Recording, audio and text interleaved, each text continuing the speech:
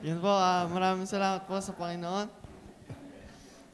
At yun nga po, ako nagpapasalamat sa Panginoon dahil yun nga po, natututo na ng gayang gawain. Amen. At nakakapag-share po kahit papaano. At yun po, ako po yung nagpapasalamat sa Panginoon dahil yun nga po, magmo-moving up na po at mag-grade 11 na. At yun po, malaking bagay po na nakapagpatuloy sa Panginoon at yun, ganyan nga po ang kinabasan pag nagpapatuloy sa Panginoon at nalago sa Panginoon. Amen.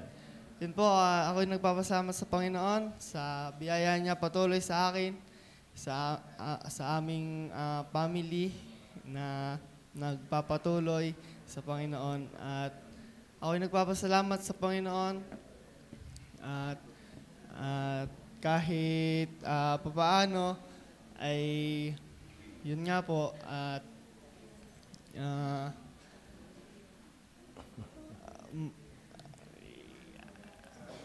ano po, yung kahit po ay nanghihinaan sa spiritually ay ang ano pa po, may minahatak na Amen. bumalik sa Panginoon Praise the at Lord. magpatuloy. At yun po, maraming salamat po sa Panginoon. Amen.